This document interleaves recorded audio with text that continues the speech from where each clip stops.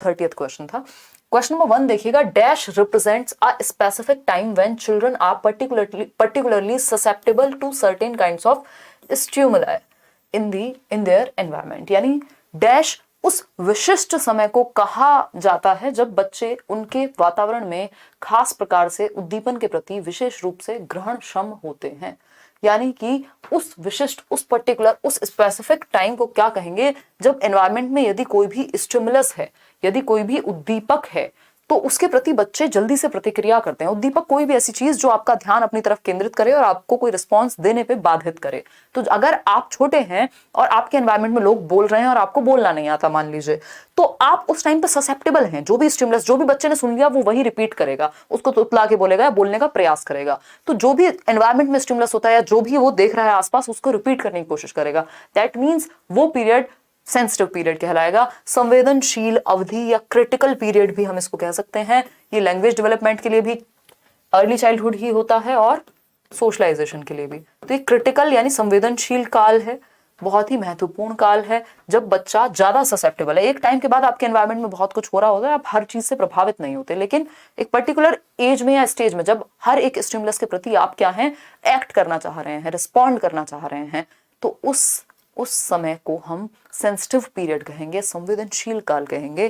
कि भाई होते ना कुछ लोग सेंसिटिव होते हैं, वो हर चीज से जल्दी प्रभावित हो जाते हैं, दुखी होते हैं तो बेहद दुखी हो जाते हैं, खुश होते हैं तो बेहद खुश हो जाते हैं।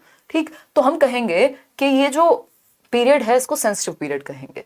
एक्सप्लिसिट पीरियड मुखर है, नम्यता है, नथिंग एल्स, कोई चीज काम ही नहीं करेगी क्योंकि टू द पॉइंट क्वेश्चन है, इसमें कोई भी कुछ कर नहीं सकता। आगे बढ़ेंगे नेक्स्ट क्वेश्चन पे। क्वेश्चन नंबर 2 है, आपके फेवरेट प्रकार जिसमें एक कथन दिया होता है और एक होता है उसका रीजन। यानी एक असर्शन है ना, जीवन में एक रीजन होगा, एक कारक होगा और एक कार्य होगा। तो कथन की अगर हम बात कर रहे हैं तो कथन क्या है? कथन है बच्चों के विकास की प्रगति को दूसरे बच्चों से तुलना करके सही ढंग से, शुद्धता से, सटीकता से मापा जा सकता है। यानी if you compare among children, comparison among children can very accurately assess a child's developmental progress. मतलब बच्चों का आपस में कंपैरिजन करके, मान लीजिए 2 बच्चे हैं आपके घर में या आसपास पड़ोस में, क्लास में, ट्यूशन में आप पढ़ा रहे हैं और आप 4 बच्चों को आपस में कंपेयर करते हैं, देखो इसने इतना अच्छा किया, तुमने इतना अच्छा नहीं किया, उसने ये किया, उसने ये किया, और तुम शर्मा जी के बेटे या वर्मा जी की बेटी से बेहतर नहीं हो या बेहतर हो। तो ये जो कंपैरिजन है, इससे आप बच्चे की क्षमता को अच्छे से आकलन कर पाते हैं। आप अच्छे से समझ पाएंगे कि मेरी क्या क्षमता है, ये मुझे किसी और से कंपेयर करके पता लगेगा, तो ये तो बेवकूफी हो गई। फिर आप जीवन भर एक दूसरे से कंपैरिजन कराते रहेंगे बच्चों का। ठीक, तो ये बात बिल्कुल गलत है, फॉल्स है। ठीक है ना, मेरी क्षमता का पता मैं कल से आज कितनी बेहतर हुई हूं इस बात से लगना चाहिए। नेक्स्ट है रीजन, यानी तर्क क्या है इसका? The pattern and sequence of development as well as the rates of development are the same for all children universally. यानी इसका तर्क यह दिया है कि विकास का स्वरूप व अनुक्रम एवं विकास की गति सभी बच्चों के लिए सार्वभौमिक रूप में समान होती है। क्या कहना चाहेंगे आप इस पे? पैटर्न समान होता है, ये बात तो सही है। सीक्वेंस भी समान होता है, ये भी सही है। रेट समान नहीं हो सकता, दर भिन्न होती है। ये बात मैंने डेवलपमेंट का चैप्टर कराते हुए भी कम से कम भी कई बार रिपीट की होगी कि rate is different, sequence is same, pattern is same. दुनिया के सारे बच्चे चाइल्डहुड से एडोलेसेंस में जाते हैं, एडोलेसेंस से अडल्टहुड में जाते हैं। ऐसा कोई नहीं होता कि पहले अडल्ट बन जाए या पहले बूढ़ा हो और बाद में जवान हो या जवानी से बचपन की तरफ चले, ये नहीं होता है ना। Exceptions are always there. Anil Kapoor को आप एक्सेप्शन मान सकते हैं, देखिएगा एक बार। तो हम ये कहेंगे रेट सेम नहीं होता, रेट डिफरेंट होता है। तो ये भी बात गलत हो गई और ये बात, दोनों ही चीजें गलत हैं। तो both A and R false. तो D option is the right answer. दोनों में से एक भी बात में तर्क नहीं है, तो आंसर डी हो जाएगा। इतनी बात क्लियर है? कोई दिक्कत, परेशानी, दर्द, समस्या कहीं पे हो तो बता दीजिए, है ना। हो तो मूव लगा लीजिएगा, ऐसे दिखाते थे ना एड में, देखिएगा मेरी कमर वाला एड जो आता था, देखिए। सेकेंडरी सोशलाइजेशन मैप्स, यानी जो गौड़ सामाजिकरण है या द्वितीयक सामाजिकरण है, maps the period in dash when the child begins to attend formal institution such as the school. बताइएगा एक बार, बच्चों का द्वितीयक सामाजिकरण डैश की अवस्था में प्रारंभ होता है जब वह स्कूल जैसे औपचारिक संस्थानों में जाना शुरू करता है। स्कूल जैसे औपचारिक संस्थानों में जाना शुरू करता है, दैट डजंट मीन कि अब वो फर्स्ट क्लास में आ गया है या इसको स्कूल एज कहेंगे, ये प्ले एज भी हो सकती है, जब वो पहली बार प्ले वे में या नर्सरी में, किंडरगार्टन में जाना शुरू करेगा, तो हम इसको अर्ली चाइल्डहुड कहते हैं। 2 से 6 वर्ष का समय, जिसको हम टॉय एज, खिलौना आयु भी कहते हैं, प्ले एज भी हम इसी को कह रहे हैं।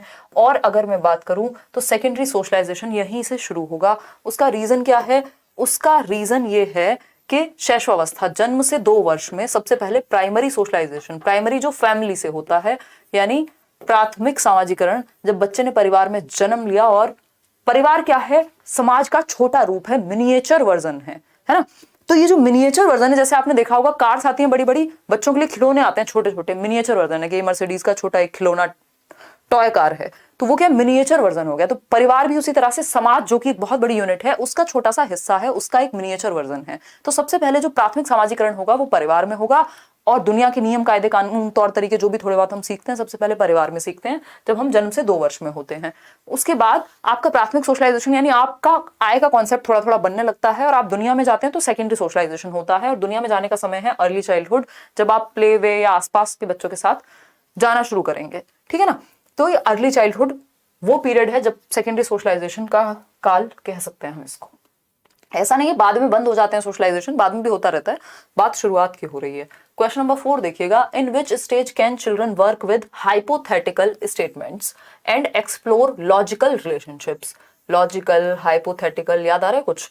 Between statements and have the ability to cope with abstractions. Hypothetical, abstraction, 2 शब्द जब आप पढ़ लें तो आप प्याजे को याद कीजिएगा, है ना। मतलब किसकी बात हो रही है? एक तो परिकल्पनात्मक, हाइपोथेटिको, यानी आप हाइपोथेसिस बना करके, परिकल्पना करके आगे की बात समझ पा रहे हैं, सोच पा रहे हैं। दूसरी बात क्या है? अमूर्त संरचनाएं, एब्स्ट्रैक्ट रीजनिंग तो आती ही फॉर्मल ऑपरेशनल में है। लॉजिक किसके बारे में? अमूर्त संकल्पनाओं के बारे में। एक होती है मूर्त संकल्पनाएं, जिनको हम कॉन्क्रीट चीजें कहते हैं। कॉन्क्रीट वो जिसको टच और फील किया जा सके, जैसे मैं यहाँ पे कॉन्क्रीटली हूं अवेलेबल, है ना। आप इस पेन को टच कर सकते हैं। बट जब हम बात करेंगे प्यार की, नफरत की, ये कैसे कॉन्सेप्ट्स हैं? एब्स्ट्रैक्ट कॉन्सेप्ट्स हैं, है ना। बिटकॉइन की क्या है? एब्स्ट्रैक्ट है, टच करके घूमोगे हाथ में लेके बिटकॉइन नहीं, ठीक है ना। तो हम क्या कहेंगे? ये फॉर्मल ऑपरेशनल स्टेज है, जहां पे अमूर्त चीजों के प्रति, एब्स्ट्रैक्ट चीजों के प्रति लॉजिक आता है। लेकिन अगर कॉन्क्रीट चीजों के प्रति लॉजिक पूछे तो 7 से 11 कॉन्क्रीट ऑपरेशनल हो जाता है। तो 11 एंड अबव ईयर्स जो है आपके फॉर्मल ऑपरेशनल पियाजे के अनुसार। आगे बढ़ेंगे क्वेश्चन नंबर 5 पर। क्वेश्चन नंबर 5 देखिएगा एक बार। क्वेश्चन नंबर 5 क्या कहता है? क्वेश्चन नंबर 5 कहता है, क्वेश्चन नंबर 5, स्क्रीन मुझे टेढ़ी लग रही है, अच्छा यहां से हमने टिल्ट की हुई है, देखिएगा। Which of the following is a critique of Jean Piaget's theory. पियाजे की थियरी का क्रिटिक, क्रिटिक तो हर इंसान के मिल जाएंगे ना, आप कुछ भी कर लीजिए, लोग आपकी आलोचना करने के लिए तैयार रहेंगे, है ना। तो संज्ञानात्मक विकास के सिद्धांत की आलोचना पियाजे के, कौन सी एक आलोचना है? आप प्याजे बन जाइए फिर भी आपकी आलोचना होगी, ठीक। तो क्योंकि कुछ ना कुछ गड़बड़ तो कहीं ना कहीं रह ही जाएगी ना, अगर हम बात करें, या फिर सामने वाला ढूंढ लेगा। आलोचना बताइए फटाफट से। तो पहला ऑप्शन है, development of children is dependent on their socio cultural context. बात सही लग रही है कि बच्चों का जो विकास है वो उनके समाज और संस्कृति पर भी निर्भर करता है। इस बात को लेकर के पियाजे की भर्त्सना होती है, क्रिटिकली उनको अक्लेम किया जाता है, यानी उनका आलोचना की जाती है कि भैया समाज को तो आपने फोकस किया ही नहीं, समाज और संस्कृति एक बड़ा फैक्टर है, इसको आपने हल्के में निपटा दिया, ठीक है ना। बी ऑप्शन है, चिल्ड्रन आर एक्टिव बीइंग्स। ये तो पियाजे की तारीफ है। Children's thinking is qualitatively different than that of adults, यानी बच्चे गुणवत्ता में अलग सोचते हैं बड़ों से। उसकी खिलौने की समस्या हो सकती है, आपकी ब्रेकअप और पैचअप की समस्या हो सकती है, लेकिन बच्चा भी सोचता है, आप भी सोचते हैं, बस क्वालिटी अलग है, काइंड अलग है, सोचने का अमाउंट सेम है पियाजे के अनुसार। फिर चलेंगे डी ऑप्शन पे, development of children takes place by their acting upon their environment. Environment में एक्टिविटी करके बच्चे ज्ञान का सृजन करते हैं, बच्चे नन्हे वैज्ञानिक हैं, ऐसा पियाजे कहते हैं। तो A option is the right answer. बच्चों का विकास उनके सामाजिक सांस्कृतिक संदर्भ पर निर्भर करता है। A option. इस बात को पियाजे ने नहीं माना, मतलब एक तरह से इंपॉर्टेंस नहीं दी, और यही इनका क्रिटिक बना, यानी क्रिटिकली अक्लेम किया गया, इनकी आलोचना हुई इस चीज पे। जीन पियाजे एंड लेव वाइगोस्की। पियाजे और लेव वाइगोस्की बहुत महत्वपूर्ण नाम है, दोनों कंस्ट्रक्टिविस्ट हैं, ये इनके बारे में कॉमन बात है। इस ग्राउंड पे दोनों सेम सोचते हैं कि ये मानते हैं कि बच्चा ज्ञान का सृजन सक्रिय रूप से एक्टिवली कर सकता है। पियाजे कहते हैं खुद से एक्टिविटी करेगा, वाइगोस्की कहते हैं समाज और संस्कृति का सहारा लेगा, ठीक है। लेकिन मानते यही है दोनों कि बच्चा एक्टिवली नॉलेज को कंस्ट्रक्ट करेगा। ये दोनों में सिमिलैरिटी है। कई लोग इनको दुश्मन बता सकते हैं, बट ये दुश्मन नहीं थे, ठीक है ना। Have shifted the understanding of learning as a dash process to a dash process, यानी इन्होंने लर्निंग की अंडरस्टैंडिंग को, वही बात जो मैंने शुरुआत में बताई, लर्निंग की अंडरस्टैंडिंग जो कि पैसिव मानी जाती थी एक टाइम पे, उस निष्क्रिय से इन्होंने एक्टिव की तरफ ले गए। यानी जिसको हम पैसिव प्रोसेस मानते थे कंस्ट्रक्टिविज्म से पहले, पियाजे और वाइगोस्की दोनों ये मानते हैं कि लर्निंग क्या है, एक एक्टिव प्रोसेस है, सक्रिय प्रक्रिया है, जिसमें बच्चे को एक्टिवली नॉलेज का सृजन करना होता है। तो निष्क्रिय से सक्रिय की ओर लेकर के गए पियाजे और वाइगोस्की दोनों ही नॉलेज को। इतनी बात क्लियर है? कोई दिक्कत परेशानी दर्द समस्या? एक्टिव से पैसिव नहीं ले गए, बल्कि इन्होंने पैसिव से एक्टिव बनाया। मैकेनिकल से बिहेवियरिस्टिक नथिंग, ये भी नथिंग, दोनों ही बेकार बातें हैं, बिहेवियरिस्टिक भी और मैकेनिकल भी। तो B option is the right answer. Question number 7 देखिएगा। देखिए इसमें अगर आप ऑप्शन ए के साथ चले जाते तो गड़बड़ हो जाती है, तो जल्दीबाजी में जवाब नहीं देना। देखिए पेडागोजी का सबसे बड़ा खेल ये होता है कि आप पढ़ के सही समझ पाएंगे या नहीं। अगर आप पढ़ के सही नहीं समझ पाए ना, तो भी कोई भी ट्रिक काम नहीं करेगी, कोई भी कीवर्ड काम नहीं करेगा। ऐसे भी क्वेश्चंस आपको मिल जाएंगे, कीवर्ड्स या पॉजिटिव वर्ड्स या नेगेटिव चीजें या जो भी आपको फंडे बताए जाते हैं वो एक्सेप्शंस में फेल हो जाते हैं एट टाइम्स, है ना। तो वो जरूरी है कि आप पढ़ के समझ पाए क्वेश्चन को, नहीं तो आंसर चेंज हो जाएगा। क्वेश्चन नंबर 7 देखिए, अकॉर्डिंग टू लेव Vygotsky the basis of learning. ऐसे कई लोग हैं जो ये लिखते हैं कि आपके साथ तो आंसर सही होते हैं लेकिन खुद करते हैं तो गलती होती है। इसके दो रीजन हैं, एक तो आप पढ़ के ठीक से समझ नहीं पा रहे क्वेश्चन को, दूसरा आपकी प्रैक्टिस में कमी है। तो ये दो चीजें हैं, दोनों को बढ़ाइए, ज्यादा सेशंस भी देखिए और साथ में प्रैक्टिस भी कीजिए। अकॉर्डिंग टू लेव Vygotsky the basis of learning, यानी वाइगोस्की के अनुसार सीखने का आधार क्या है। भाई वाइगोस्की तो समाज, संस्कृति और language, society, culture, language, SCL, तीन ही चीजें हैं। सोशल इंटरेक्शन को महत्व देंगे क्योंकि reinforcement, drill, practice, structure of schema की बात तो पियाजे कर ही नहीं रहे। तो A option is the right answer over here. आगे बढ़ेंगे क्वेश्चन नंबर 8 पर। देखेंगे लॉरेंस कोहलबर्ग की बात हो रही है, कोहलबर्ग क्या कहते हैं समझने का प्रयास करेंगे। ठीक है। क्वेश्चन नंबर 8 कहता है, at which stage of Lawrence Kohlberg's moral development do individuals believe that society needs to update the rules over time।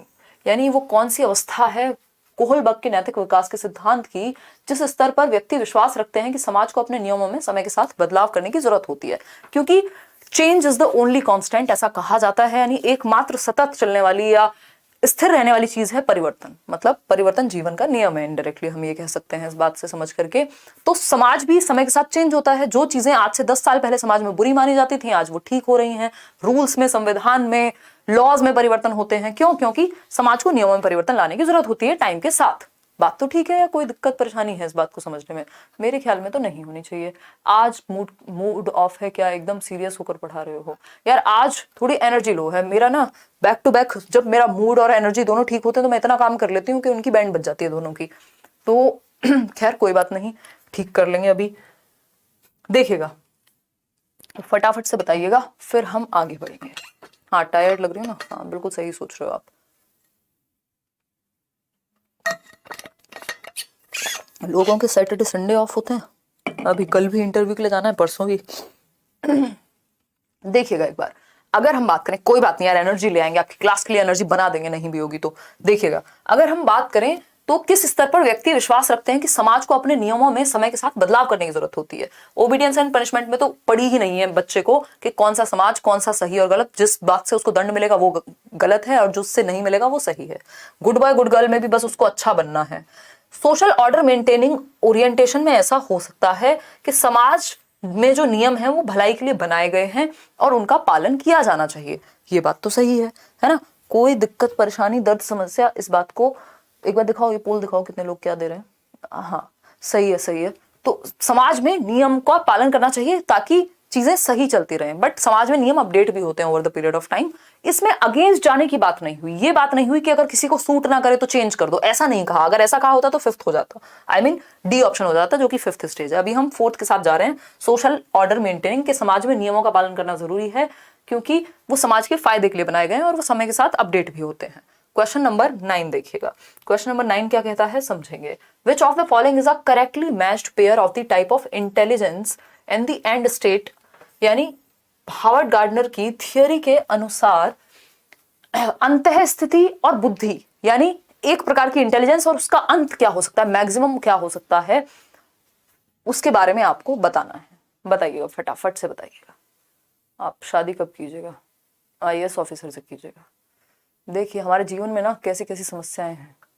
आंसू ही आ गए मेरे। आज मैं ज्यादा मजे लेने के मूड में नहीं हूं, नहीं तो ले लेती मैं, है ना। खैर कोई बात नहीं, देखिएगा एक बार काम करेंगे, ठीक है, देखिएगा। चलिए अगर हम बात करें कौन सा जोड़ा बुद्धि और उसका अंत स्थिति। गार्डनर ने 8 प्रकार की बुद्धि दी है और हर एक प्रकार से अंत स्थिति जुड़ी हुई है। इंटेलिजेंस की जब हम बात करते हैं तो इंटेलिजेंस लॉजिको मैथमेटिकल, इंटेलिजेंस का एंड स्टेट क्या होगा, अकाउंटेंट बनना। ठीक है, जिसकी गणितीय बुद्धि ठीक है वही तो कैलकुलेट कर पाएगा, वही तो अकाउंट्स को समझेगा, वही तो नंबर्स को समझेगा। बात तो सही लग रही है, फिर भी बाकी के 3 ऑप्शन चेक करेंगे। इंटेलिजेंस स्पेशियल यानी स्थानिक बुद्धि की अगर हम बात करें तो इसका एंड स्टेट क्या होगा, एथलीट नहीं भैया, काइंस्थेटिक से बनेगा एथलीट। स्पेशियल से तो मूर्तिकार बनाया जाएगा, सर्जन भी बन सकता है, बट सर्जन के लिए भी काइंस्थेटिक चाहिए होती है। इंटेलिजेंस लिंग्विस्टिक इंटेलिजेंस है और एंड स्टेट है नेविगेटर। भैया नेविगेटर तो स्पेशल इंटेलिजेंस वाला बनेगा ना, जो मैप्स को अच्छे से समझ सके। लिंग्विस्टिक तो पोइट हो सकता है, राइटर हो सकता है। डी ऑप्शन है इंटेलिजेंस, इंटरपर्सनल इंटेलिजेंस डांसर बनेगा नहीं, काइंस्थेटिक वाला डांसर बनेगा। तो एक ही ऑप्शन सही है, वो है लॉजिकल मैथमेटिकल, यानी जिसमें ये क्या चक्कर है, बुद्धि का प्रकार भाषिक, यहां गड़बड़ की है इन्होंने, हो सकता है पेपर में भी हुई हो। इसको तार्किक बुद्धि कहेंगे, हिंदी में इसको तार्किक बुद्धि लिखिएगा। तार्किक बुद्धि का जो अंतः स्थिति होती है वो अकाउंटेंट हो सकती है, क्योंकि इसमें तर्क और मैथमेटिकल एबिलिटी दोनों का प्रयोग होगा। तो A option is the right answer.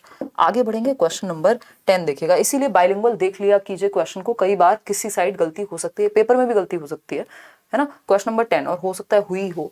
In a child centred education यानी बाल केंद्रित शिक्षा, यानी वो शिक्षा या वो क्लासरूम जहां बच्चे केंद्र में है, जहां बच्चों को ईश्वर का साक्षात रूप माना गया है, उस क्लास में क्या चीजें सही होंगी। पहला ऑप्शन है gives direction while the learners follow blindly, यानी निर्देश देता है तथा विद्यार्थी अंधवत अनुसरण करते हैं।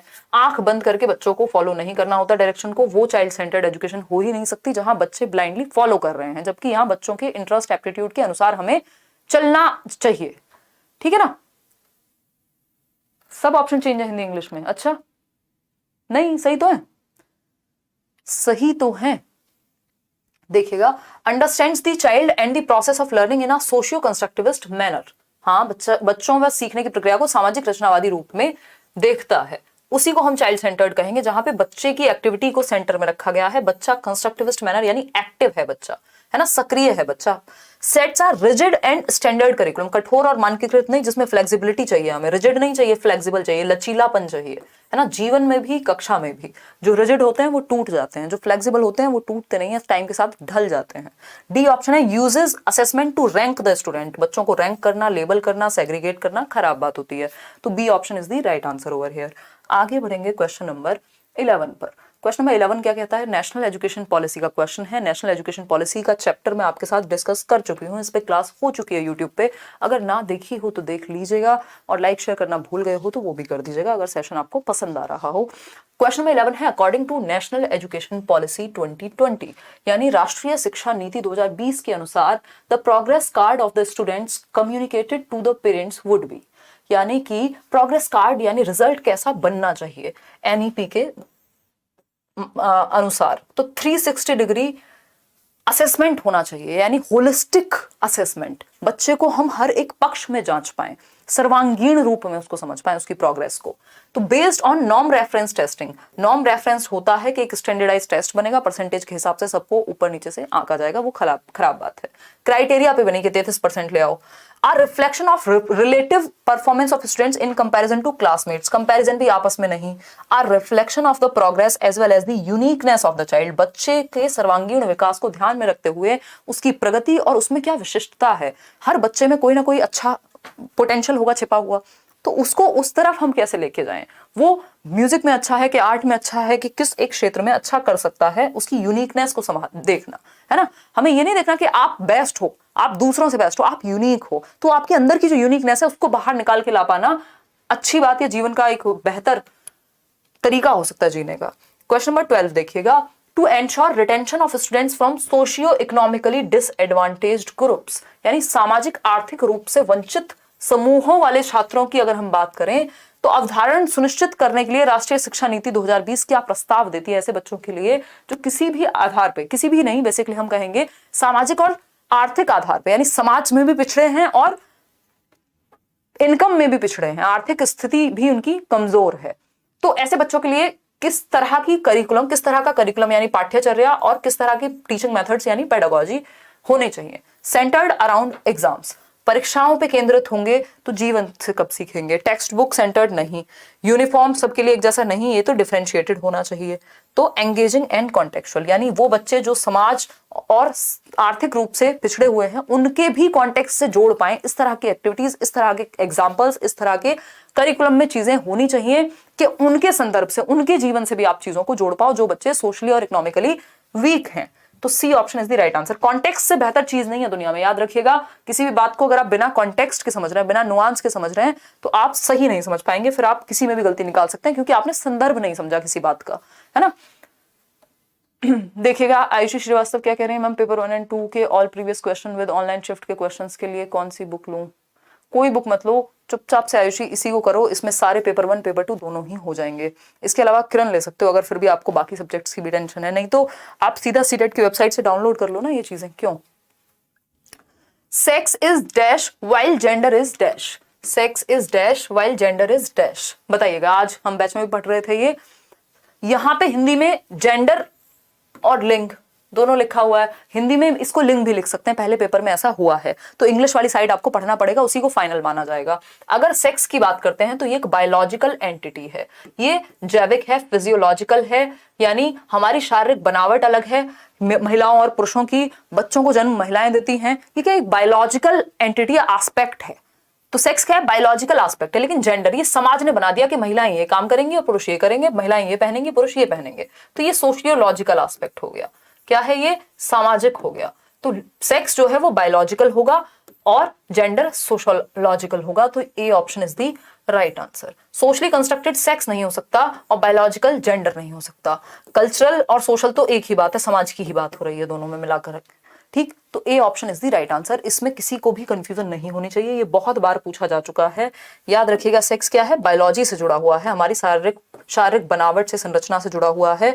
वहीं जेंडर समाज ने बनाया है कि ये काम महिलाएं करती हुई अच्छी लगेंगी, ये पुरुष, ये कपड़े महिलाएं पहनती हुई अच्छी लगेंगी, ये पुरुष। तो ये समाज ने बनाया है, ठीक है ना, जेंडर। चलिए खैर आगे बढ़ते हैं क्वेश्चन नंबर 14 पर। क्वेश्चन नंबर 14 देखिएगा एक बार। अगर हम क्वेश्चन नंबर 14 की बात करें तो which of the following tools, यानी कौन से वो यंत्र हैं that should be used by the teachers to assess children, यानी बच्चों के आकलन के लिए टीचर्स के द्वारा जिन यंत्रों का प्रयोग होना चाहिए वो कौन से यंत्र हैं, यानी बेहतर यंत्र, यानी टूल्स जो बेटर हो, बच्चे के बेटरमेंट में काम आए। बताइएगा फटाफट से। आपकी शादी की सबको इतनी टेंशन है जितनी अपने पेपर की नहीं है। आई मीन कुछ और लिख रहे थे बट मेरे मन में आ गई ये बात कि हाँ सच है ये, अपने पेपर की टेंशन तो लेते नहीं हो। नेहा कह रही है और एग्जाम है उसकी नहीं है उन लोगों को टेंशन। बिल्कुल सही कहा नेहा आपने, आपसे बढ़िया इंसान नहीं है कोई। नेहा इतनी अच्छी बात आपने कही है। मेरी शादी की सच में इनको बहुत टेंशन है, मतलब मम्मी को नहीं है, इनको बहुत है। क्या कर सकते हैं, प्यार करते हैं यार लोग, और शादी से बड़ा कोई उद्देश्य जीवन में हो भी नहीं सकता। चलो आ जाओ इधर आ जाओ, मजाक कर रहे हो, इस चीज को पता चले कोई निकाल के डाल दे, मैं सच में सीरियस ले जाए कोई, है ये व्यंग था, है ना, सार्केज्म, सार्केस्टिकली बोल रही हूँ ये बात।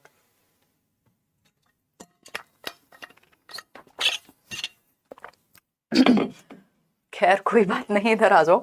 अगर हम बात करें वर्क इन ग्रुप्स, यानी बच्चे के को सही आकलन का तरीका, एक तो बच्चा जब ग्रुप्स में काम कर रहा हो तब आप देख सकते हैं, बिल्कुल सही बात है। क्लासरूम में कैसे पार्टिसिपेट करता है, भागीदारी कैसी रहती है, उसमें भी आप जान सकते हैं। पोर्टफोलियोज, उसके क्या अचीवमेंट्स हैं उसको भी आप देख सकते हैं। प्रेजेंटेशंस, प्रस्तुतिकरण कैसा है बच्चे का, यानी चारों ही बातें सही हैं, किसी भी एक को गलत हम नहीं मान सकते। आगे बढ़ेंगे नेक्स्ट क्वेश्चन की तरफ। नेक्स्ट क्वेश्चन क्या कहता है भाई, देखिएगा क्वेश्चन नंबर है हमारे सामने 15। तो आज हम 50% काम निपटा चुके हैं। क्वेश्चन नंबर 15 है which of the following statements about language and cognitive development, यानी भाषा और संज्ञानात्मक विकास के बारे में कौन सी एक बात सही है। संज्ञानात्मक विकास क्या है? हमारी सोचने, समझने, सीखने, जानने, कल्पना करने, डिसीजन मेकिंग, प्रॉब्लम सॉल्विंग, इन सब की एबिलिटीज, जो भी मेंटल स्किल्स हैं, जो भी मानसिक क्षमताएं हैं, वो संज्ञानात्मक क्षमताएं हम उनको कहते हैं। कॉग्निटिव डेवलपमेंट, इसकी थियरी पियाजे और वाइगोस्की ने भी दी है। तो लैंग्वेज का कॉग्निशन से क्या संबंध है, सिंपल बात पूछी है, बताइएगा फटाफट से, है ना। हाँ देखो नवल किशोर को कितने मजे लेने हैं। देखिए यहाँ पे अगर लैंग्वेज एंड कॉग्निटिव की बात करें, लैंग्वेज एंड कॉग्निटिव डेवलपमेंट की बात करें तो कौन सी बात सही है। पहला ऑप्शन है language plays an important role in cognitive development, यानी भाषा की संज्ञानात्मक विकास में महत्वपूर्ण भूमिका है, यानी language plays an important role in cognitive development. बात तो सही है भाई, लैंग्वेज एक टूल है। वाइगोस्की तो कह ही रहे हैं ना, लैंग्वेज क्या है, एक टूल है जिसके माध्यम से आप दुनिया भर के स्क्रिप्चर्स पढ़ सकते हैं, आप किताबें पढ़ सकते हैं, आप लोगों से बात कर सकते हैं, विचार विमर्श कर सकते हैं। अगर लैंग्वेज नहीं होती, मैं और आप कैसे डिस्कशन कर रहे होते हैं, है ना? तो हमारा संज्ञान, हमारी समझ बेहतर होती है जब हम अच्छी चर्चा या परिचर्चा करते हैं, डिस्कशन करते हैं, डिबेट्स करते हैं, लैंग्वेज का यूज करके किताबें पढ़ते हैं, कोई अच्छा पॉडकास्ट देखते हैं, है ना? तो ये लैंग्वेज क्या है, हमारे संज्ञान, हमारी समझ को बेहतर करने का एक टूल है। इस बात में कोई भी दोहराया नहीं होना चाहिए, सही बात है। फिर भी बी ऑप्शन देख लेते हैं, language does not play any important role. ऐसा तो बिल्कुल भी नहीं है। पियाजे के अनुसार ऐसा हो सकता है, बट वैसे नहीं है। Language hinder the process of cognitive development. ऐसा थोड़ी है कि भाषा से हिंड्रेंस आ रही है, आपका संज्ञान नहीं बढ़ पा रहा, समझ नहीं बढ़ पा रही भाषा के कारण, इंडिपेंडेंट भी नहीं है, ठीक? तो हम कहेंगे भाषा की संज्ञानात्मक विकास में महत्वपूर्ण भूमिका होती है, यानी लैंग्वेज से हमारी समझ, हमारी जो भी बौद्धिक क्षमताएं हैं वो बेहतर हो सकती हैं। और जिनको 2 या 2 से अधिक भाषाएं आती हैं, ये रिसर्च है जो कहती है कि उनका संज्ञानात्मक विकास बेहतर हो सकता है, उनके कॉग्निटिव डेवलपमेंट बेहतर हो सकता है। क्यों? क्योंकि वो 2 या 2 से अधिक भाषाओं में उनका लिटरेचर, उनकी चीजें पढ़ सकते हैं, उनके लोगों से बात कर सकते हैं, और भी बहुत सारे रीजंस इसके हो सकते हैं। आपके चैनल से पढ़ती हूँ, सारे वीडियोस डेली आपको फॉलो करती हूँ। बहुत बढ़िया आयुषी, इतनी सुपर चैट मत किया करो, किस दिन मुझे आपसे पर्सनली मिलकर आपको ये सारे पैसे वापस करने पड़ेंगे। मेरे दिल पे जोर पड़ता है कि आप अभी तैयारी कर रहे हैं और आप पैसा बाहे जा रहे हैं, है ना? सुपर चैट में जरूरी हो कोई बात तो पूछ लिया करो यार, मान लिया हमने, ठीक है? मधु कुमारी कह रही है मैंने स्पेशल पेडागोजी कोर्स 5 में एनरोल किया है, ड्यूरिंग लाइव क्लासेस मैं कमेंट नहीं कर पाती हूँ, क्लासेस से रिलेटेड डाउट्स भी नहीं, हेल्प करो। मधु, ऐसा हो सकता है, कई सारे लोग होते हैं एट टाइम्स, तो पेशेंस रखो, एक नहीं तो दूसरी क्लास में आपका नंबर आ जाएगा, आपका डाउट भी ले लिया जाएगा, है ना?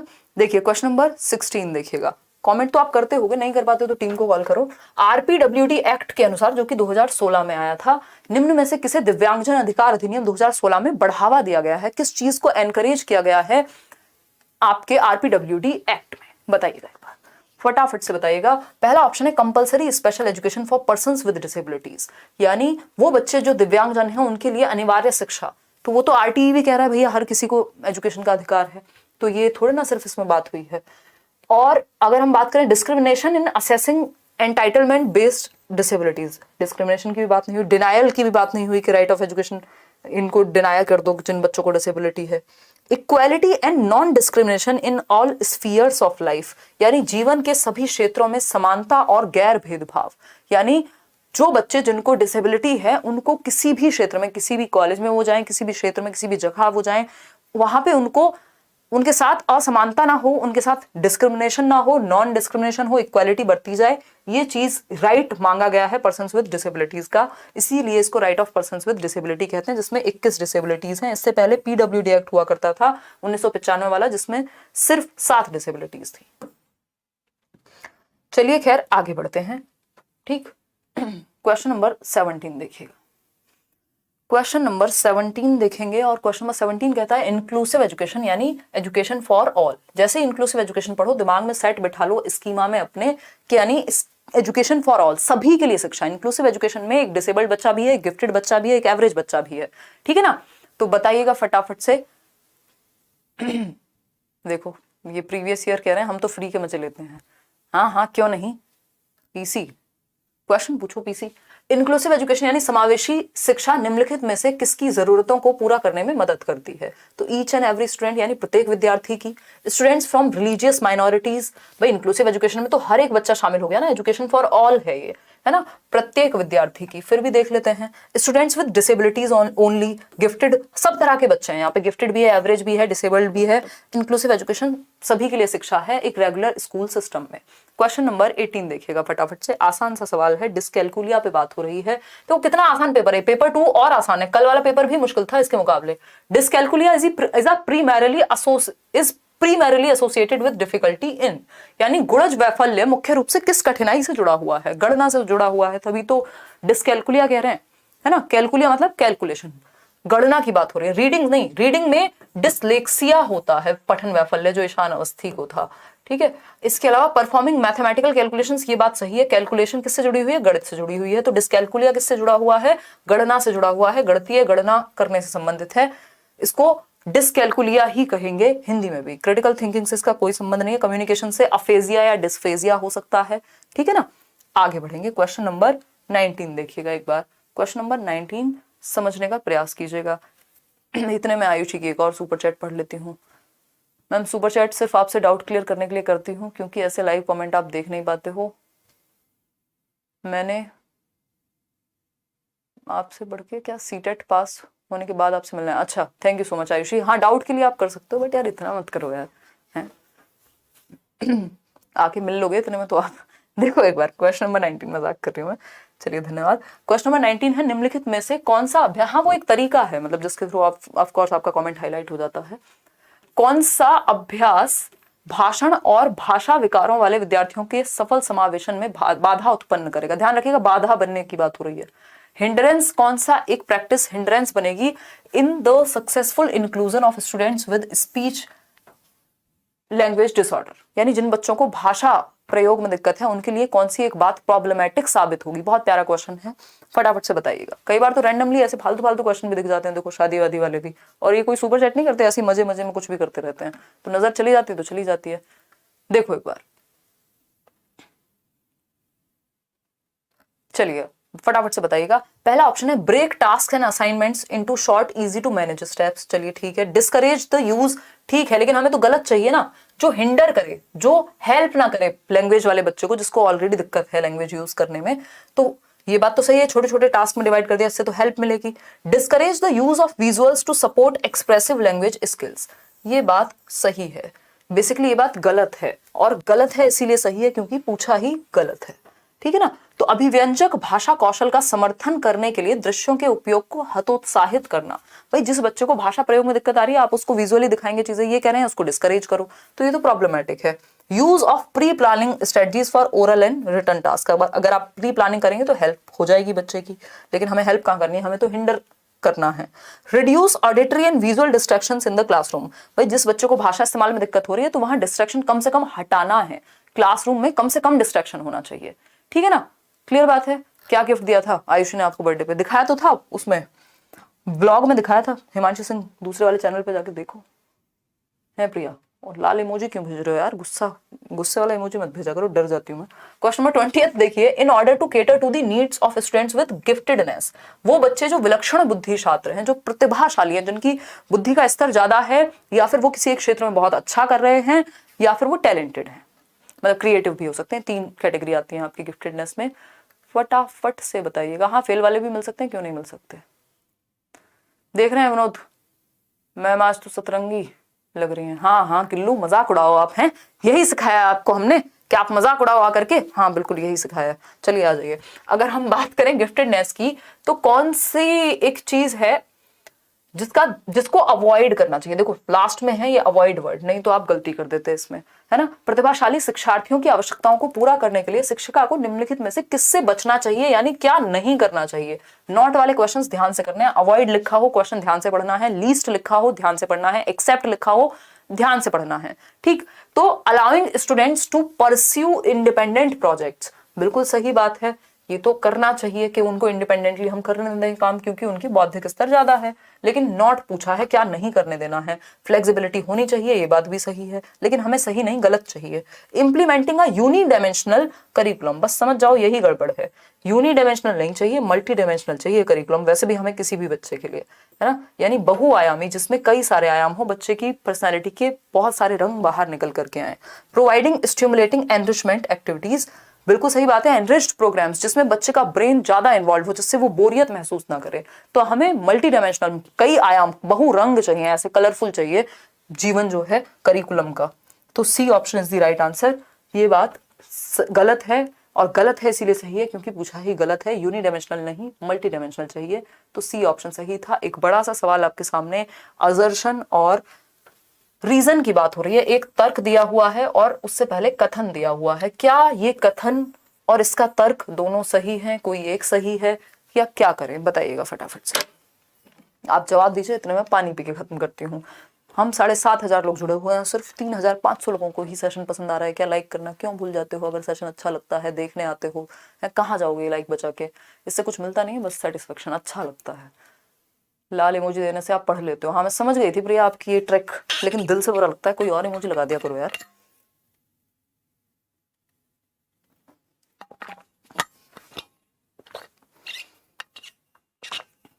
देखिएगा फटाफट से बताइएगा।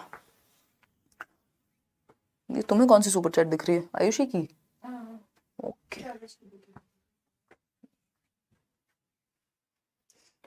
तो मुझे बाहर मिलना मैं बताऊंगी। देखना एक बार, अगर हम बात करें किसकी, कथन की, ठीक है, और रीजन की। पोल पे ध्यान नहीं है, 40 रुपए की सुपर चैट पे ध्यान है। ये सिखाएं हम तुमको, खिला देंगे पराठे। देखिए एक बार, अगर हम बात करें कथन की, before starting teaching of a new concept a teacher should review pre requested knowledge.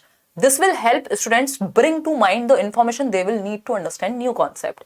यानी जब आप एक नया संप्रत्यय, एक नया कॉन्सेप्ट सिखा रहे हैं, शिक्षण शुरू करने से पहले एक नए संप्रत्यय का, एक शिक्षिका को पूर्वापेक्षित ज्ञान की समीक्षा कर लेनी चाहिए। यानी जो बच्चे की प्रीवियस नॉलेज है, जो उसका ओल्ड नॉलेज है, जो एग्जिस्टिंग नॉलेज है, उसकी समीक्षा कर लेनी चाहिए कि क्या उसको उतना भी पता है कि नहीं, जब आप आगे लेके जा रहे हैं तो, है ना। ये बात तो सही लग रही है। यह विद्यार्थियों के नए संप्रत्यय को समझने के लिए आवश्यक जानकारी को ध्यान में लाने में मदद करेगा कि भैया नए कॉन्सेप्ट को समझने में किन चीजों का पता होना उसको जरूरी है। ये आप अगर पहले ही जांच लेंगे प्रीवियस नॉलेज तो आपको पता लग जाएगा। बिल्कुल 100% सही बात है। इसीलिए हम लेसन प्लान जब बनाते थे अपने बीएड, डीएलएड, बीटीसी, ईटीई में, तो हम प्रीवियस नॉलेज को टेस्ट करने के लिए क्वेश्चंस रखते थे। रीजन क्या है इसका? Corporal punishment should not be practised as a strategy to rectify the undesirable behaviour of learners. यानी शारीरिक दंड का अभ्यास शिक्षार्थियों के अवांछनीय व्यवहार को सुधारने की रणनीति के रूप में नहीं किया जाना चाहिए। बिल्कुल सही बात है कि भैया आप किसी को कॉर्पोरल पनिशमेंट, आप किसी को मुर्गा या मुर्गी नहीं बना सकते। राइट टू एजुकेशन एक्ट ये कहता है। इसमें दिखाना इन्होंने क्या आंसर सही दिया है। इन्होंने कहा है कि 36% लोग ए कह रहे हैं। इसमें सब कंफ्यूज है, इतने प्यारे क्वेश्चन में सब कंफ्यूज हो गए, लेट गए सब एक तरफ से, है ना। क्योंकि या तो आपको ये लगता है या तो दोनों गलत होंगे, दोनों सही होंगे, कोई एक सही है या दोनों सही है, में आप घबरा जाते हैं। अभिषेक क्या कह रहे हैं, मैम मैं लास्ट टाइम पेपर में जस्ट क्वालिफाई मार्क्स लाया था, क्या वो पेपर फिर से दूं? अगर अभिषेक पैसों की दिक्कत नहीं है, अगर समय की दिक्कत नहीं है और मन कर रहा है अपनी ईगो सेटिस्फाई करने के लिए तो आप दे सकते हैं, अदरवाइज कोई खास आवश्यकता है नहीं। बट इफ यू वांट तो आप दे सकते हैं, है ना। अगर आपको लग रहा है कि ऐसी कोई समस्या नहीं है पैसे वैसे की, तो दे दो, और अच्छे से, और टाइम की भी तो कोई दिक्कत नहीं है। अच्छे नंबर लेके रख लो सर्टिफिकेट, क्या पता किसी प्राइवेट स्कूल या किसी इंटरव्यू में थोड़ा बहुत इंप्रेशन बनाने के काम आ जाए, है ना।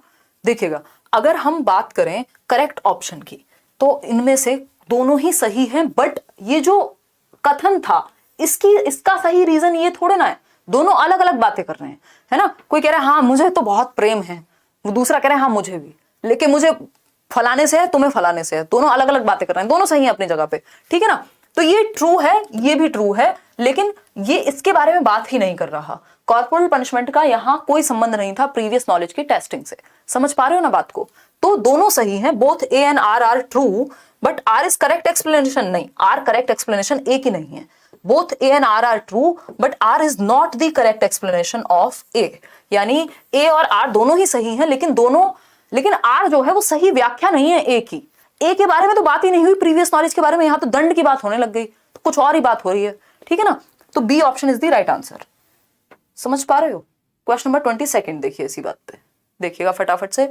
22वां सवाल कहता है, any pedagogy which considers subject matter as an end in itself is likely to yield dash among students. यानी कोई भी अध्यापन जो विषय वस्तु को अपने आप में एक अंत मानता है, यानी जो कंटेंट है, जो टेक्स्ट बुक है, जो सब्जेक्ट मैटर है, वही अपने आप में अंत है। तुमसे ही शुरू, तुम पे ही खत्म। सारी कहानी किस पे? टेक्स्ट बुक पे या सिलेबस पे, उसके बाहर एक अक्षर नहीं पढ़ेंगे।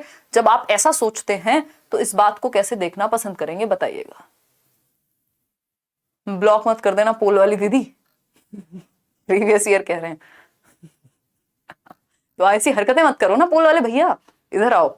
देखो एक बार, अगर हम बात करें एनी पेडागोजी, मतलब इंसान को पता होता है कि उसकी हरकतें कैसी हैं, कि उसको ब्लॉक किया जा सकता है, उसको पता है, लेकिन नहीं, पंगे लेने, मजे करने, यही तो किक मिल रही है जीवन में इसी बात से, है ना। कुछ बड़ा नहीं है, इसी से किक लेंगे। देखिएगा एक बार, बताइएगा फटाफट से। अभी न्यूज आई है कि यूपी में प्राइवेट टीचर बनेंगे बस। सना इस पे हम बात करेंगे। कई बार चीजें बहुत ही गलत तरीके से प्रेजेंट कर दी जाती हैं। हो सकता है ये एग्जैक्ट बात सही, हो सकता है इसमें कुछ और चीजें हो जानने के लिए। इनको वैकेंसी निकालने की तो फुर्सत नहीं है, अब ये और रह गया था बस, है। अगर ये सच है तो सीधा रास्ता। अच्छा मनीषा आ जाओ इधर, देखो बताओ, सब्जेक्ट मैटर को जब आप सब कुछ मान लेंगे तो इससे क्या होगा, स्टूडेंट्स के बीच डिजायर फॉर इनोवेशन बढ़ेगी। जब आप किताब के एक पेज से एक बुक से ज्यादा कुछ पढ़ने को ही तैयार नहीं है तो काहे की इनोवेशन। कोई मास्टरी नहीं हो सकती ऐसी सिचुएशन में, रट्टाफिकेशन होगा। मोटिवेशन टू लर्न नहीं, रेजिस्टेंस टू एक्सप्लोर। अगर आपको ये कह दिया जाए कि अन्वेषण के लिए प्रतिरोध है ये, कि जो कराया जा रहा है उसके बाहर कुछ नहीं आएगा, बस यही देख लो, तो इसमें आप एक्सप्लोर नहीं करेंगे ना, आप खुद का दिमाग लगाना छोड़ देंगे, जो कि पेपर के लिए सही हो सकता है, क्योंकि अब आप कॉम्पिटेटिव एग्जाम्स में हैं और टाइम अगर नहीं है आपके पास तो बहुत ज्यादा समय नहीं है ना कि आप एक्सप्लोर करें। लेकिन अगर नॉर्मल केस में जब हम सिखा रहे हैं बच्चों को स्कूल में और ये काम करेंगे तो इससे क्या होगा, बच्चा अपने आप एक्सप्लोर ही नहीं करेगा। वो इंटरनेट पे कुछ देखता उस चीज के बारे में, वो किसी वेबसाइट पे कुछ पढ़ता, कोई एक्टिविटी करता, कुछ और जानने की कोशिश करता उस विषय में। अब वो रेजिस्टेंस क्रिएट कर दिया आपने एक्सप्लोरेशन के प्रति, अब वो अन्वेषण नहीं करेगा अगर आपने सिर्फ सब्जेक्ट मैटर को, टेक्स्ट बुक को ही फाइनल मान लिया तो, जो कि गलत बात है। D option is the right answer. आगे बढ़ेंगे क्वेश्चन नंबर 23 पर। अगेन आपका फेवरेट क्वेश्चन, असर्शन यानी एक कथन है और उसका रीजन है। कथन है और उसका रीजन है। Students should be taught self regulatory knowledge about when, where and why to use various learning strategies. Variations नहीं हो गए है ना, या वेरिएशंस इन लर्निंग स्ट्रेटजीज होगा। तो अगर हम बात करें तो विद्यार्थियों को विभिन्न अधिगम रणनीतियों का उपयोग कब, कहां और क्यों करना है, इसके बारे में स्वनियामक ज्ञान सिखाया जाना चाहिए। यानी बच्चों को ये सेल्फ रेगुलेटरी नॉलेज होनी चाहिए कि वो अपने आप को रेगुलेट करके उसको कहां किस चीज को यूज करना है उसको पता हो। इसका रीजन क्या दिया है, एक अधिगम रणनीति को बनाए रखने और उसे नियोजित करने की संभावना बढ़ जाती है यदि विद्यार्थियों को पता है कि इसका उपयोग कब, कहां और क्यों करना है। दोनों ही बातें एकदम सही लग रही हैं, दोनों बातें एक दूसरे से जुड़ी हुई हैं, अलग अलग बात नहीं है, एकदम सही है। ठीक है ना, इतनी बात क्लियर है या नहीं, क्लियर है कि नहीं है? सही कह रही हो शालिनी। हाँ मैम, एक क्वेश्चन मैंने 3 चैनल से पढ़ा और सबने आंसर अलग अलग बताए, बहुत कंफ्यूजन है। पंकज कुमार, उस क्वेश्चन को आप मुझे मेल कर दीजिए, है ना। कुछ लोग अपनी ईगो सेटिस्फाई करने के लिए पढ़ाते हैं और दूसरे को गलत साबित करने के लिए, क्योंकि उन पे वैसे तो ध्यान दे नहीं रहा कोई, शायद ऐसे दे ले, है ना। दूसरा, कुछ लोग होते हैं वो आंसर की चेक नहीं करते ऑफिशियली, और कई बार किसी से नेचुरल गलती भी हो सकती है। तीसरा सिनेरियो इसका ये है ना। तो ऐसी पॉसिबिलिटी है। तो सबसे पहले तो बेहतर तरीका ये है कि किसी भी चैनल पे अगर आप ट्रस्ट करते हैं वहां से पढ़िए शांति से, है ना, और कॉन्सेप्ट को क्लियर कीजिए। कॉन्सेप्ट क्लियर होगा तो आपको चीजें समझ में आएंगी। खैर आप मेल कर दीजिएगा, मैं आपकी जो भी संभावना होगी उसमें उस पर डिस्कशन करके लिख देना। 3 क्वेश्चंस इन डिफरेंट चैनल, फलाना ढिमकाना जो भी है, मेल में लिख देना और 2-3 बार मेल कर देना, तो मैं देख ही लूंगी। अभी ना कभी रात में ही कर देना मेल। चलिएगा, उदय सर कहाँ हैं? प्रकृति आएंगे उदय सर, आजकल व्यस्त हैं, उन्हीं से पूछिएगा कहाँ व्यस्त थे।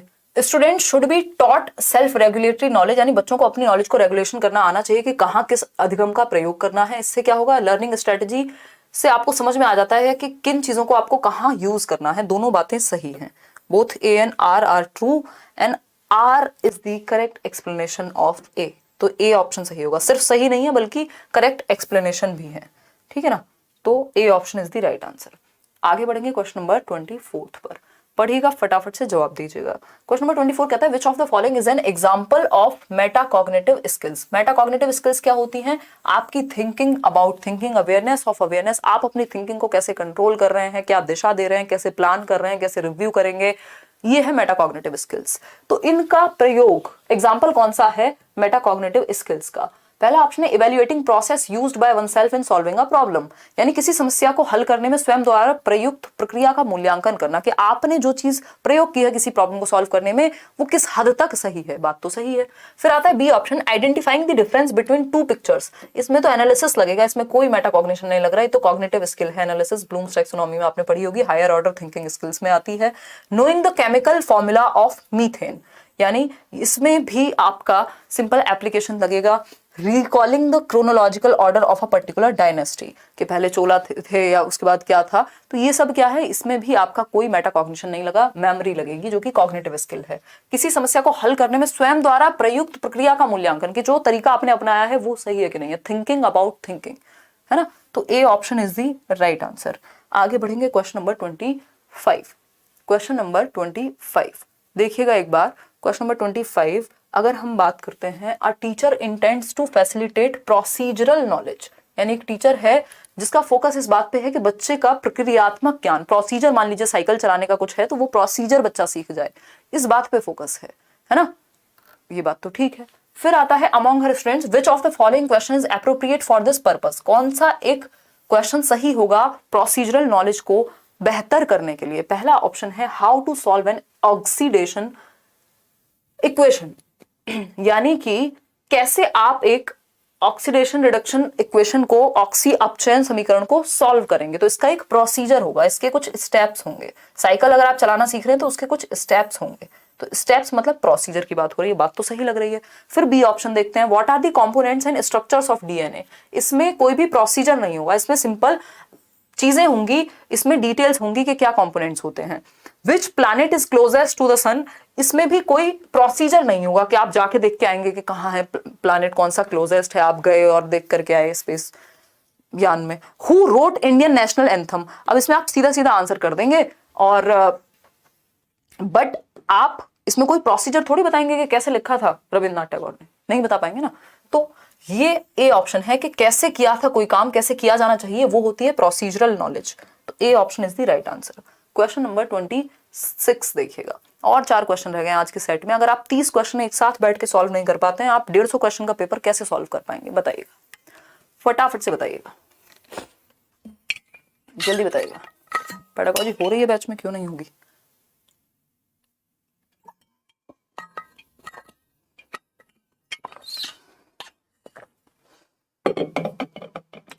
जवाब दीजिएगा, जवाब। क्लास का टाइम है 9 बजे, 5 से 7 मिनट के अंदर अंदर हम शुरू कर देते हैं। देखिएगा क्वेश्चन नंबर 22 समझ नहीं आया, समझा देंगे दोबारा से। देखिए, to make learning meaningful for students a teacher should, यानी अधिगम को अर्थपूर्ण बनाने के लिए टीचर को क्या करना चाहिए, बच्चों की लाइफ से जोड़ देना चाहिए। रटवा करके तो मीनिंगफुल नहीं बनेगा, ये तो दोनों एक दूसरे के ऑपोजिट हैं। रट के सीखना और अर्थपूर्ण अधिगम दोनों एक दूसरे के विपरीत हैं। एम्प्लॉय स्टिमुलस रिस्पॉन्स, इससे भी रटना ही होगा या कंडीशनिंग होगी स्टिमुलस रिस्पॉन्स से। फ्रीक्वेंटली यूज टेंजिबल रिवॉर्ड्स, इससे भी रटने पे फोकस होगा, मीनिंगफुल नहीं होगा। Provide opportunities to think and reflect on experiences, यदि आप ऐसे अवसर प्रदान करेंगे बच्चे को जहां अनुभव और चिंतन और मनन करने का मौका मिलेगा, तो वो चीज मीनिंगफुल होती है जिसके लिए आप दिमाग का प्रयोग करते हैं, जिसमें आप समझने की कोशिश करते हैं। समझ पा रहे हैं ना बात को, तो वो मीनिंगफुल होती है। तो D option is the right answer. आपके लिए उसका कोई अर्थ होगा, उसको आप नहीं भूल पाएंगे। क्वेश्चन नंबर 27, ठीक, क्वेश्चन नंबर 27 देखिएगा, ये कहता है a teacher asked a student to speak his thoughts to himself, यानी टीचर ने कहा बच्चे को कि अपने थॉट्स, अपने विचार खुद से ही बोलो। When he was somewhat stuck in solving a given problem, जब तुम किसी स्टेप पे फंस गए हो तो खुद से ही बात करो इस प्रॉब्लम के बारे में, इस कॉन्सेप्ट के बारे में। Soon enough after doing so students exclaims I know the answer now, which problem solving strategy has helped the student in this case, यानी कि जब एक विद्यार्थी किसी समस्या को हल करने में फंस गया था, अटक गया था किसी स्टेप पर, तो उसके शिक्षक ने उसे अपने विचार खुद से बात करने का सुझाव दिया कि भैया खुद से बात करो, है ना। इसके तुरंत बाद बच्चे ने कहा मुझे अब जवाब पता है ना। जैसे आप अटक जाते हैं कहीं और आप फिर से शुरुआत से सोचना शुरू कर रहे हैं उस चीज पे, तो अचानक से आपको आइडिया आ गया, मतलब आपने बोल बोल के खुद से ही बातें की, यानी वर्बलाइजेशन कहेंगे इसको, ठीक है ना। फंक्शनल फिक्सनेस तो एक ऐसा तरीका है कि आप दूसरा तरीका अपना ही नहीं रहे प्रॉब्लम सॉल्व करने को, ये तो प्रॉब्लम होती है। निमोनिक है कि आपने शॉर्ट फॉर्म बनाई हुई है, जैसे हम एससीएल सोसाइटी कल्चर लैंग्वेज की बात करते हैं। रिस्पॉन्स सेट तो एक ही ढंग होता है सोचने का, लेकिन वर्बलाइजेशन यानी मौखिकीकरण, आपने खुद से बात की और आपको समझ आ गया, तो ये वर्बलाइजेशन है। आगे बढ़ेंगे क्वेश्चन नंबर 28 पर, 2 क्वेश्चन और हैं, देखिएगा, समझने का प्रयास करते हैं। Which of the following statement is not correct in context of misconceptions formed by students, यानी भ्रांतियों के संदर्भ में निम्नलिखित में से कौन सा कथन सही नहीं है। यानी जब हम भ्रांति की बात कर रहे हैं, है ना, भ्रांतियों की जब हम बात कर रहे हैं तो कौन सी एक बात सही नहीं है, फटाफट से बताइए कौन सी एक बात सही नहीं है, जल्दी बताइएगा।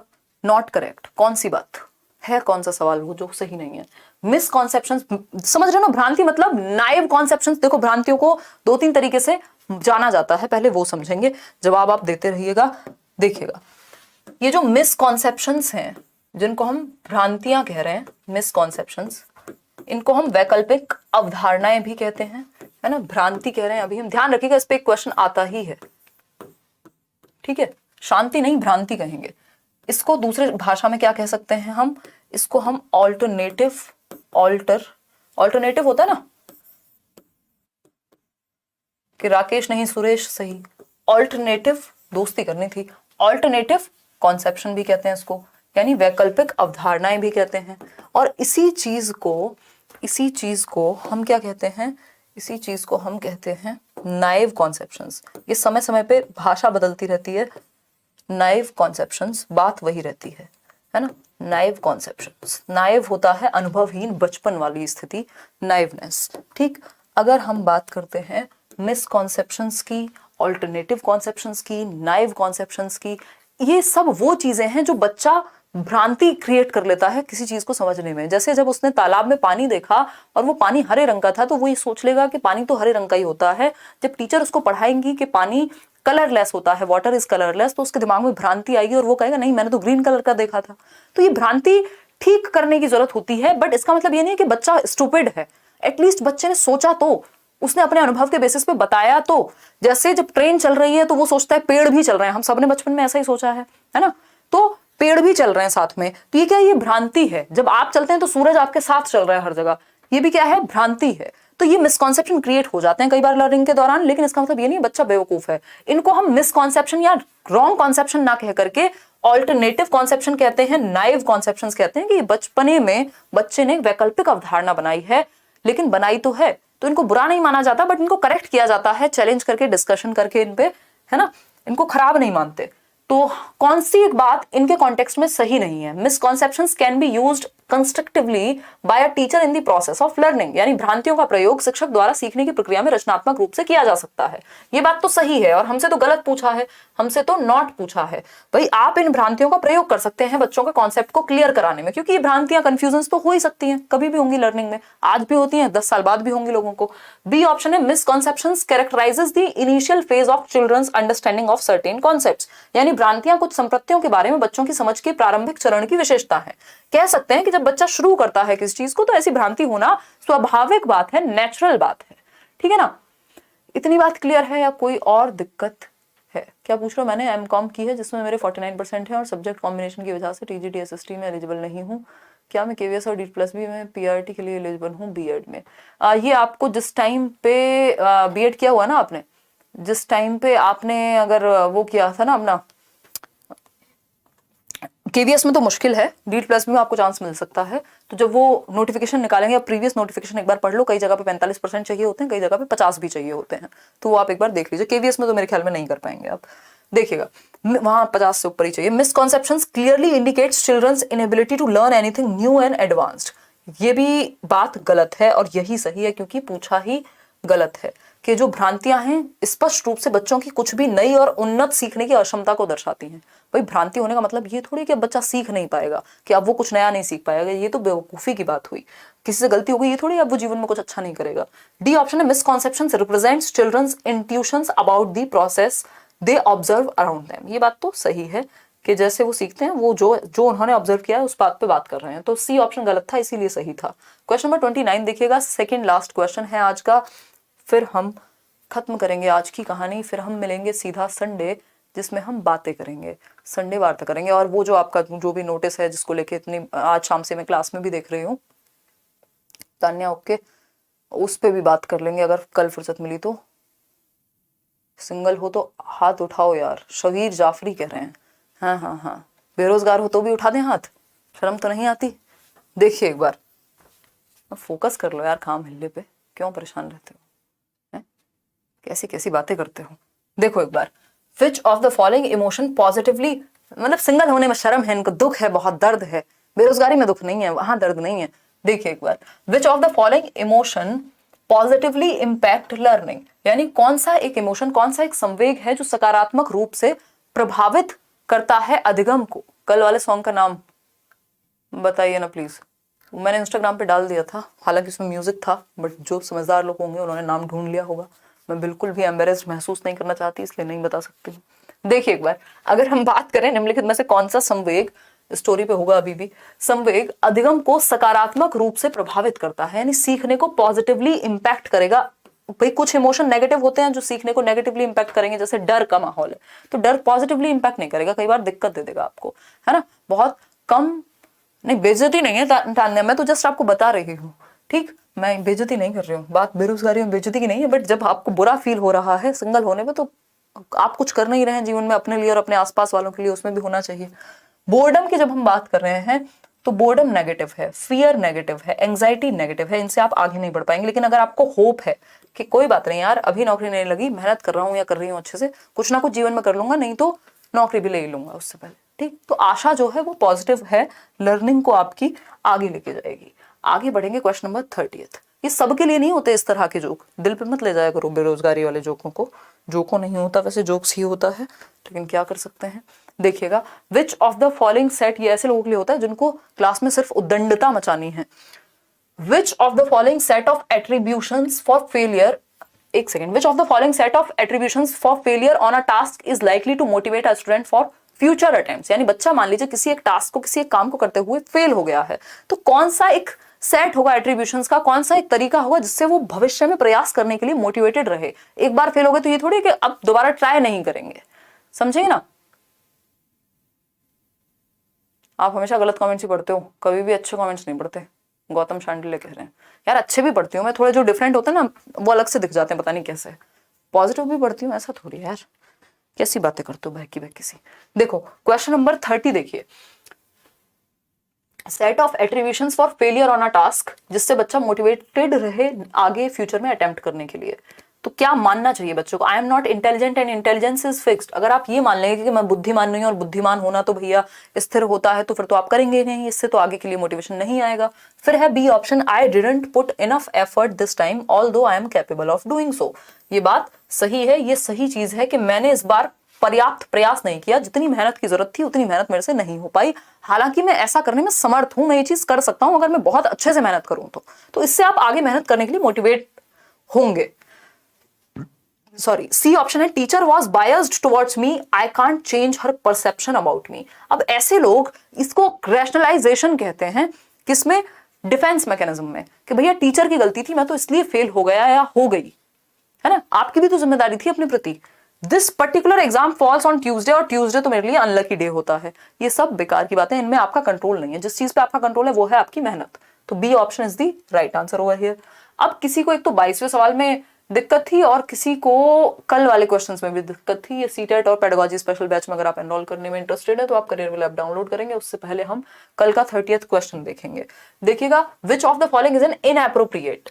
ये इनएप्रोप्रिएट वे कौन सा है, तो अगर आप फीडबैक बच्चे की क्षमता के आधार पर देंगे कि आपके बच्चे से हो पाएगा कि नहीं हो पाएगा, तो वो गलत होगा, इनएप्रोप्रिएट वे है, ठीक है, अनुचित तरीका है ये, कि आप बच्चे की क्षमता पे सीधा सीधा वार करें कि इसके तो बस का ही नहीं है, तो वो गड़बड़ हो जाएगी। ठीक, आज के किसी के यही बताया था मैंने कल, बस इसको कंफर्म करना था। एक बार क्वेश्चन नंबर 22 देखिएगा, किसी को उसमें भी कंफ्यूजन थी। क्वेश्चन आज आउट ऑफ 30 कितने क्वेश्चन ठीक हुए वो आप कमेंट करके बताएंगे। और देखिएगा, any pedagogy which considers subject matter as an end in itself is likely to yield. भाई कोई भी पेडागोजी का मतलब क्या, टीचिंग मेथड जो सब्जेक्ट मैटर को, जो टेक्स्ट बुक को ही फाइनल मानती हो कि ये हमारा कंटेंट है, यही 4 चैप्टर पढ़ने हैं, इसके बाहर कहीं दुनिया की किसी जगह से कुछ नहीं समझना, कुछ नहीं जानना, टेक्स्ट बुक ही अंत है, एंड इन इटसेल्फ। तो ऐसे लोगों में रेजिस्टेंस क्रिएट हो जाती है एक्सप्लोर करने को लेके, अन्वेषण के प्रति प्रतिरोध आ जाता है कि वो खुद से एक्सप्लोर करना बंद कर देंगे। क्यों? क्योंकि आपको तो ये बता दिया गया है कि बस आपको यही किताब पढ़नी है, इसके बाहर कुछ भी नहीं पढ़ना है। तो ये प्रॉब्लम है अपने आप में, ठीक है ना। तो D option is the right answer over here. Hopefully आपको ये सेशन पसंद आया होगा। 30 आउट ऑफ 30 नहीं तो 25+ एटलीस्ट आप लाए होंगे। आज का पेपर कंपैरेटिवली इजी कहेंगे। होपफुली आपको मजा आया होगा। ये क्वेश्चंस का PDF और इसका जो क्या कहेंगे मॉक टेस्ट एक एक करके